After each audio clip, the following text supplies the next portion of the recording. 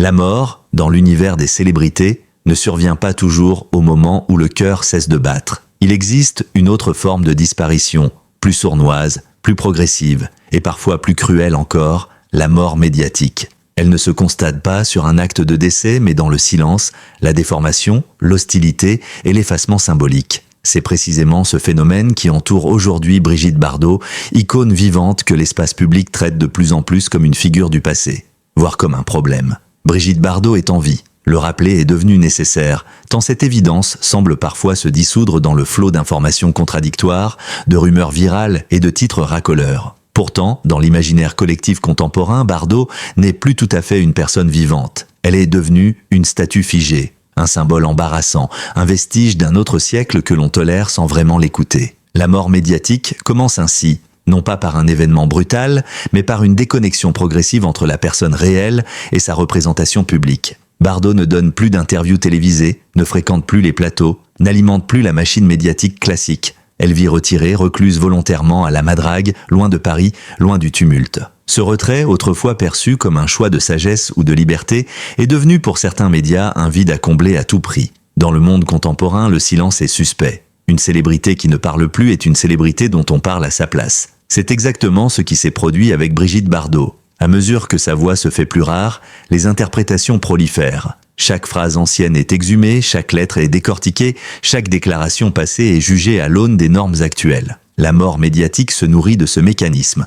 L'absence devient une faute et le retrait une forme de culpabilité. Bardot ne se défend plus, elle n'explique plus, elle ne rectifie plus. Dans cet espace vide s'engouffrent alors les approximations, les exagérations et parfois les accusations les plus violentes. Il fut un temps où Brigitte Bardot incarnait la liberté, la sensualité, l'insoumission. Elle était le symbole d'une France audacieuse, irrévérencieuse, admirée dans le monde entier. Aujourd'hui, cette même liberté est relue à travers un prisme radicalement différent. Les valeurs ont changé, les codes ont évolué, et Bardot, fidèle à elle-même, n'a jamais cherché à s'adapter. C'est ici que naît la fracture générationnelle. Pour une partie du public, Brigitte Bardot représente un héritage culturel majeur. Pour une autre, elle est devenue une figure problématique, souvent résumée à ses polémiques, à ses propos controversés, parfois sans contexte, parfois volontairement isolés de leur époque. La mort médiatique s'installe lorsque l'œuvre est éclipsée par la controverse, lorsque l'histoire est remplacée par le jugement immédiat. Un phénomène frappant accompagne cette disparition symbolique, la multiplication récurrente de fausses annonces de décès. Régulièrement sur les réseaux sociaux, des sites obscurs ou des publications virales annoncent la mort de Brigitte Bardot. Ces fausses informations se propagent rapidement, suscitant émotion, nostalgie, parfois même indignation. Ce réflexe collectif est révélateur, le public est prêt à croire à sa mort, parce que, d'une certaine manière, il a déjà intégré l'idée qu'elle n'appartient plus au présent. Elle est rangée dans le passé, dans les archives, dans les hommages anticipés. La mort médiatique prépare le terrain à la mort réelle en la rendant presque logique, presque attendue. Le cas Bardot révèle aussi une réalité plus large et plus dérangeante. La manière dont les femmes célèbres vieillissent sous le regard médiatique. Là où certains hommes âgés sont célébrés pour leur sagesse ou leur longévité, les femmes sont souvent réduites au silence, caricaturées ou jugées sévèrement. Brigitte Bardot n'a jamais cherché à masquer son âge. Elle n'a pas joué le jeu du rajeunissement artificiel, ni celui de la nostalgie exploitée. Ce refus de se conformer aux attentes est devenu, paradoxalement, une raison supplémentaire de son effacement médiatique. Elle n'est plus vendable, plus compatible, plus lisse. La mort médiatique commence aussi là. Quand une femme cesse d'être désirable aux yeux du système médiatique, elle cesse d'exister publiquement. Il serait simpliste de parler de complot. La mort médiatique n'est pas le fruit d'un plan secret, mais d'un ensemble de mécanismes structurels, logique de clic, accélération de l'information, culture de l'indignation, paresse contextuelle. Brigitte Bardot est devenue une figure facile à instrumentaliser, précisément parce qu'elle ne répond plus. Chaque polémique alimente la suivante. Chaque silence est interprété comme un aveu. Chaque retrait est vu comme une fuite. Ainsi se construit une narration où la personne réelle disparaît au profit d'un personnage médiatique figé, souvent hostile, parfois caricatural. Pose les bases d'un constat essentiel. Brigitte Bardot n'est pas morte, mais elle est déjà traitée comme telle dans l'espace médiatique. Cette mort symbolique est la condition préalable à tout le reste. Les accusations, les outrances, les escroqueries, les détournements. Si la mort médiatique de Brigitte Bardot commence par le silence et l'effacement, elle s'alimente ensuite d'un carburant bien plus explosif. La polémique permanente. Dans l'écosystème médiatique contemporain, le scandale n'est plus un accident, mais un produit. Et certaines figures publiques, volontairement ou non, deviennent des matières premières idéales pour cette industrie de l'indignation. Brigitte Bardot en est aujourd'hui l'un des exemples les plus emblématiques. Dans le traitement de l'actualité people, la polémique est un raccourci efficace. Elle permet de résumer une personnalité complexe en une formule simple, souvent brutale, facilement partageable. Brigitte Bardot n'est plus présentée comme une actrice, une icône culturelle ou une militante de la cause animale, mais comme une suite de phrases chocs sorties de leur contexte, recyclées à l'infini. Ce mécanisme obéit à une logique implacable. Une déclaration ancienne est exhumée, un mot est isolé, une intention est présumée, une indignation collective est déclenchée. La polémique devient alors l'unique prisme de lecture, tout le reste disparaît. L'une des spécificités du cas Bardot réside dans la temporalité des scandales. Les polémiques qui l'entourent ne sont pas toujours nouvelles. Bien au contraire, elles sont souvent anciennes, parfois vieilles de plusieurs décennies, mais réactivées périodiquement comme si elles venaient d'être prononcées. Dans une société obsédée par l'instantanéité, le passé est constamment convoqué pour nourrir le présent. Les déclarations de Brigitte Bardot, formulées dans un contexte social, politique et médiatique radicalement différent, sont relues à travers les normes actuelles, sans nuance, sans contextualisation, sans hiérarchie. Cette relecture anachronique crée un choc artificiel. Ce qui, hier, relevait de la provocation ou de l'excès de langage devient aujourd'hui une faute morale irrévocable. Le contexte est l'ennemi du scandale, expliquer, nuancer, rappeler une époque où une intention affaiblit l'émotion brute. C'est pourquoi le traitement médiatique des propos de Brigitte Bardot se fait souvent hors sol, détaché de toute analyse approfondie. Une phrase suffit, un extrait isolé suffit, un titre agressif suffit. Le lecteur ou le spectateur n'est plus invité à comprendre, mais à réagir. L'indignation devient un réflexe pavlovien. Dans ce système,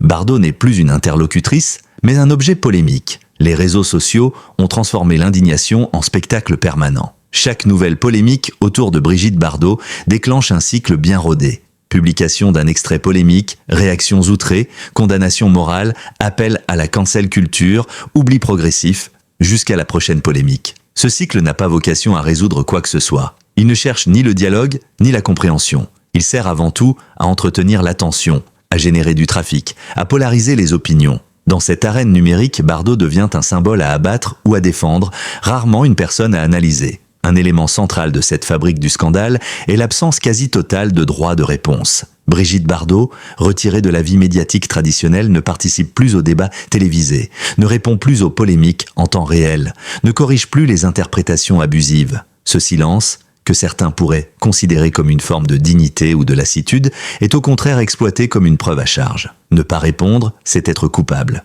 Ne pas se justifier, c'est confirmer l'accusation. Ainsi se construit un procès médiatique à sens unique où l'accusé est jugé en son absence. Brigitte Bardot a toujours cultivé une parole libre, parfois brutale, souvent provocatrice. Cette posture, qui faisait autrefois partie intégrante de son image publique, est aujourd'hui relue comme une forme de monstruosité morale. La nuance disparaît. La provocation devient haine, l'excès devient danger, la parole choquante devient crime symbolique. Dans ce glissement sémantique, Bardot cesse d'être une personnalité controversée pour devenir une figure à exclure. La polémique ne vise plus à débattre mais à disqualifier. Contrairement à une idée reçue, la fabrication du scandale ne se limite pas aux réseaux sociaux. Les médias traditionnels jouent un rôle central dans la légitimation de l'indignation. En reprenant des polémiques virales sans recul critique, ils leur confèrent une respectabilité journalistique. Un titre choc suffit à relancer une tempête médiatique. Une émission débat peut transformer une phrase isolée en affaire nationale. Le traitement devient alors circulaire.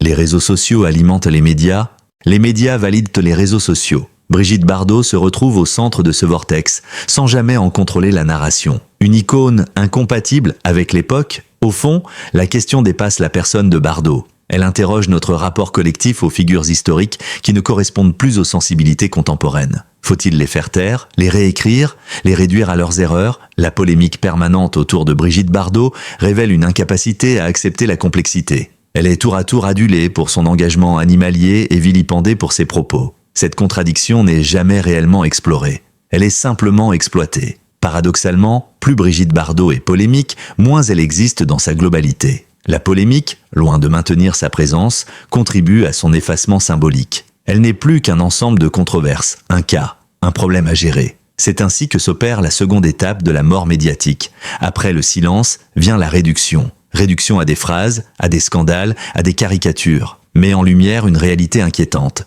La polémique permanente ne se contente pas de choquer, elle prépare le terrain. Elle banalise la violence verbale, justifie les accusations excessives et ouvre la voie à des dérives bien plus graves. Nous verrons comment cette fabrique du scandale a progressivement glissé vers des accusations extrêmes, parfois diffamatoires, où la frontière entre critique légitime et attaque personnelle est totalement brouillée. Car lorsqu'une figure est déjà condamnée médiatiquement, tout devient possible. Après la polémique vient presque toujours une étape plus sombre encore, l'accusation. Lorsque l'indignation permanente ne suffit plus à capter l'attention, le discours médiatique glisse vers des termes plus durs, plus violents, parfois ouvertement diffamatoires. Dans le cas de Brigitte Bardot, ce glissement est particulièrement révélateur des dérives actuelles de l'information people et de la confusion croissante entre critique, condamnation morale et mise au pilori symbolique. Il existe une différence fondamentale entre contester des propos et accuser une personne de comportement infâme. Pourtant, dans le traitement médiatique contemporain, cette frontière est de plus en plus floue. Les expressions telles que « activité obscène »,« agissement méprisable »,« comportement indigne » apparaissent régulièrement dans certains titres ou commentaires en ligne, sans faits nouveaux, sans enquête, sans éléments vérifiables. Ces termes, volontairement choisis pour leur charge émotionnelle, ne décrivent pas des faits précis. Ils suggèrent, ils insinuent, ils salissent, tout en évitant soigneusement le terrain juridique. C'est ce que l'on pourrait appeler une diffamation molle, diffuse, mais persistante. Dans l'espace médiatique, les mots ne sont jamais neutres. Employer des qualificatifs extrêmes, même sans accusation formelle, suffit à installer un soupçon durable. Dans l'esprit du public, l'association se fait rapidement. S'il y a autant de fumée, c'est qu'il doit y avoir un feu. Or, dans le cas de Brigitte Bardot, ces accusations implicites ne reposent sur aucune procédure judiciaire, aucun dossier, aucune enquête officielle. Elles s'appuient sur une accumulation de ressentiments, de jugements moraux et de raccourcis idéologiques. La violence n'est pas dans les faits, inexistant, mais dans le langage. L'amalgame comme méthode, l'un des mécanismes les plus fréquents, consiste à mélanger des registres distincts, des propos controversés, une personnalité clivante, un engagement militant radical et des qualificatifs relevant presque du pénal. Ainsi, une déclaration jugée choquante peut être présentée comme le symptôme d'un comportement globalement déviant. On ne critique plus ce qui est dit, mais ce que la personne serait. L'individu devient un bloc homogène, entièrement négatif.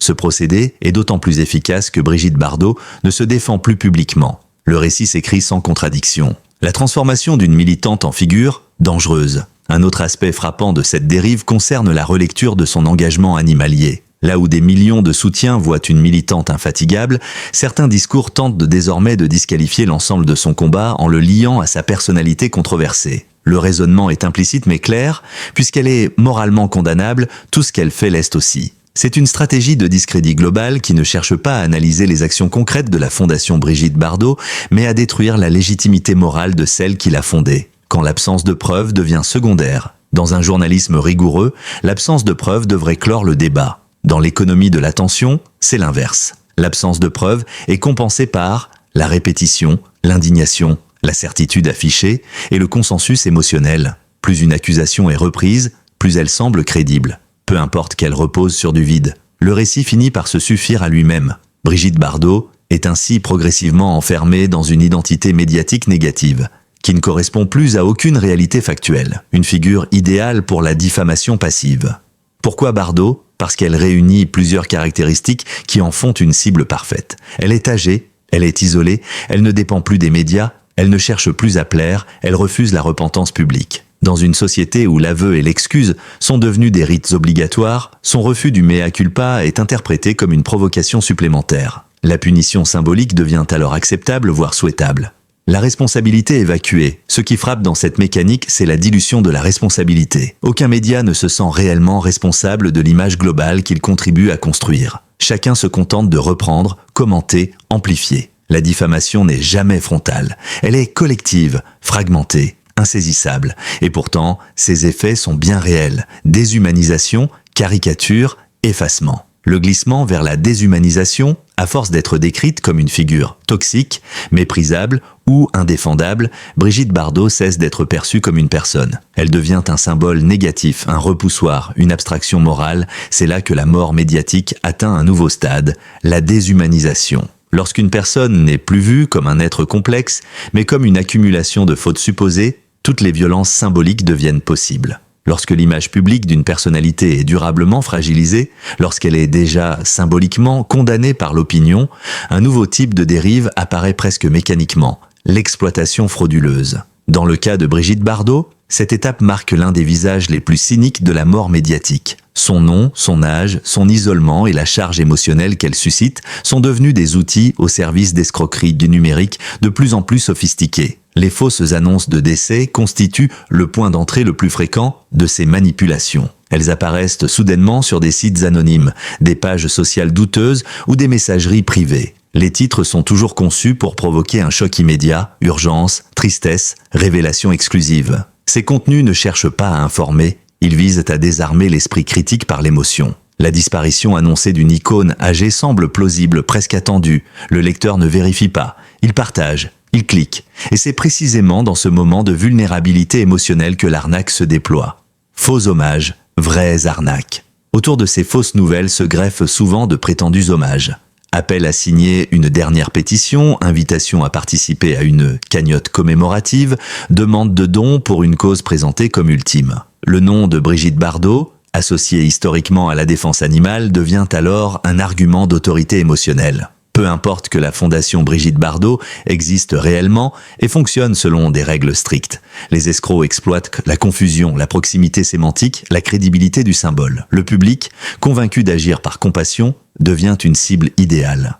L'une des techniques les plus insidieuses consiste à créer de fausses structures caritatives dont le nom, le logo ou le discours évoquent fortement des organisations connues. Sans jamais affirmer explicitement un lien officiel, ces plateformes laissent entendre une proximité avec l'univers Bardot. Les messages sont calibrés. Ton grave, vocabulaire humanitaire, urgence absolue, promesse morale forte. Dans cet environnement, la vérification semble presque indécente. Douter, c'est refuser d'aider. Et c'est précisément cette pression morale qui neutralise toute vigilance. Les réseaux sociaux jouent un rôle central dans la diffusion de ces escroqueries. Leur architecture favorise la viralité, pas la véracité. Une information choquante, même fausse, circule plus vite qu'un démenti. Les fausses annonces concernant Brigitte Bardot bénéficient ainsi de la notoriété mondiale du nom, de l'absence de réaction immédiate de l'intéressé, du brouillard informationnel entretenu par les polémiques précédentes. La mort médiatique a déjà préparé le terrain. Le public est conditionné à croire le pire. Un paradoxe troublant émerge, plus une personnalité est controversée, moins elle est défendue. Dans le cas de Brigitte Bardot, certains considèrent implicitement qu'elle mérite d'être attaquée, même frauduleusement. Cette logique perverse crée une zone de non-droit moral où l'escroquerie devient presque acceptable. Les victimes hésitent à témoigner. Les médias hésitent à s'indigner. La protection symbolique disparaît. Les célébrités âgées constituent une cible privilégiée pour ce type de manipulation. Leur santé supposée fragile, leur retrait médiatique et l'attente implicite de leur disparition rendent les fausses annonces crédibles. Dans le cas de Brigitte Bardot, cette réalité est accentuée par son isolement volontaire. Chaque silence est interprété comme une confirmation. Chaque absence de démenti est exploitée comme une preuve. La mort médiatique devient ainsi un outil opérationnel pour la fraude. La dilution de la responsabilité collective. Face à ces dérives, la responsabilité est rarement clairement identifiée. Les plateformes invoquent la liberté d'expression. Les hébergeurs se disent intermédiaires techniques. Les médias traditionnels traitent le sujet de manière sporadique. Résultat, les fausses informations prospèrent, portées par l'indifférence générale. Le nom de Brigitte Bardot circule, vidé de sa réalité, transformé en monnaie émotionnelle. Contrairement aux scandales médiatiques, les escroqueries ne font pas toujours de bruit. Elles opèrent en silence, laissant derrière elles des victimes honteuses, des dons détournés, une confiance brisée. Pour la personnalité exploitée, le dommage est double, une atteinte à l'image, une instrumentalisation morale. Brigitte Bardot, sans jamais y consentir, devient le visage involontaire de manipulation qui la dépasse, révèle l'aboutissement logique de la spirale médiatique. Lorsqu'une figure publique est déjà symboliquement morte, elle cesse d'être protégée. Son nom devient disponible, exploitable, marchandisable. Il s'agira de dépasser ce constat sombre pour poser une question essentielle. Que restera-t-il réellement de Brigitte Bardot ?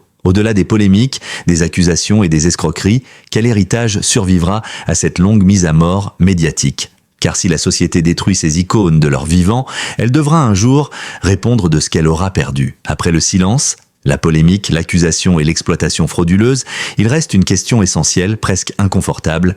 Que restera-t-il de Brigitte Bardot lorsque le bruit se sera enfin dissipé ? Car au terme de cette lente mise à mort médiatique, il ne s'agit plus seulement d'une célébrité controversée, mais d'un cas révélateur de notre rapport collectif aux figures historiques encore vivantes. La mort médiatique a ceci de cruel qu'elle ne tue pas le corps, mais efface l'individu. Brigitte Bardot, encore en vie, est déjà traitée comme une figure du passé, parfois même comme une abstraction morale. On parle d'elle sans elle, on juge sans entendre, on condamne sans chercher à comprendre. Dans ce processus, la femme disparaît derrière l'icône, puis l'icône derrière la caricature. Il ne reste plus qu'un nom, chargé de projections contradictoires, admiration, rejet, nostalgie, colère. La solitude qui en découle n'est pas seulement physique, elle est symbolique. Bardot vit retirée mais surtout exclue du présent, comme si la société avait décidé qu'elle n'y avait plus sa place. Il existe pourtant un fait incontestable, souvent relégué au second plan. L'engagement animalier de Brigitte Bardot est réel, constant et durable. Depuis des décennies, elle consacre son énergie, ses ressources et sa notoriété à une cause que beaucoup saluent, parfois sans vouloir en assumer l'origine. Ce paradoxe est frappant, on célèbre la cause, on soutient les combats, mais on disqualifie la personne qui les a portés. L'héritage est fragmenté. On conserve ce qui dérange le moins, on efface ce qui complique le récit. Cette sélection morale est révélatrice d'une époque qui préfère les symboles propres aux personnalités imparfaites. Brigitte Bardot dérange parce qu'elle ne correspond pas aux attentes contemporaines. Elle n'a pas cherché à se réinventer selon les codes actuels, elle n'a pas multiplié les excuses publiques, elle n'a pas tenté de lisser son image. Cette cohérence brutale, perçue autrefois comme une force, est aujourd'hui l'une des principales raisons de son rejet. La société contemporaine tolère mal les figures complexes, contradictoires, irréductibles. Elle préfère les récits simples, héros ou coupables, modèles ou repoussoirs. Bardot refuse cette simplification et ce refus a un prix. Le traitement réservé à Brigitte Bardot révèle également une inégalité persistante. Les femmes célèbres lui sont jugées plus durement lorsqu'elles vieillissent. Leur parole devient suspecte, leur silence coupable, leur refus de se conformer inacceptable. Là où certains hommes âgés sont autorisés à la provocation tardive ou à l'excentricité, les femmes sont sommées de disparaître discrètement ou de se repentir publiquement. Bardot n'a fait ni l'un ni l'autre. Elle est donc devenue une anomalie médiatique. Et comme toute anomalie, elle est marginalisée. Il serait trop facile de désigner un coupable unique. Les médias, les réseaux sociaux, l'opinion publique, la vérité est plus inconfortable, la mort médiatique est un phénomène collectif. Elle naît de la répétition, de l'indifférence, du clic sans réflexion, du partage sans vérification. Chacun, à son niveau, participe à la construction d'un récit simplifié, parfois injuste. La question n'est pas d'absoudre ou de condamner Brigitte Bardot, mais de s'interroger sur notre propre rapport à la nuance. Avons-nous encore la capacité d'accepter une figure historique sans la réduire à ses aspects les plus polarisants? L'histoire est souvent plus lente, plus froide, mais aussi plus juste que l'actualité immédiate. Lorsque le bruit médiatique s'éteint, lorsque les polémiques cessent d'être rentables, il reste des faits, des œuvres, des engagements. De Brigitte Bardot, l'histoire retiendra. Une révolution culturelle et esthétique, une liberté féminine assumée dans une époque contraignante, un engagement animalier précurseur et une personnalité profondément clivante, impossible à lisser. Elle ne sera ni sanctifiée ni effacée, elle sera complexe, comme toute figure majeure. La véritable question n'est pas « que penser de Brigitte Bardot ?», mais plutôt « que faisons-nous de nos légendes vivantes lorsqu'elles ne correspondent plus à notre époque ? Les faisons-nous taire ? Les transformons-nous en caricatures ? Ou acceptons-nous enfin de les regarder dans toute leur complexité ? La mort médiatique de Brigitte Bardot n'est pas un accident. Elle est le produit d'un système qui préfère l'émotion à la réflexion, la polémique à l'analyse, le symbole à l'humain. En racontant cette histoire en 5 chapitres, il ne s'agissait pas de réhabiliter à tout prix, ni de condamner sans nuance, mais de redonner de l'épaisseur à un récit devenu trop plat, trop violent, trop rapide. Car au fond, la manière dont nous traitons Brigitte Bardot aujourd'hui en dit moins sur elle que sur nous-mêmes. Et c'est peut-être là la vérité la plus dérangeante de toutes.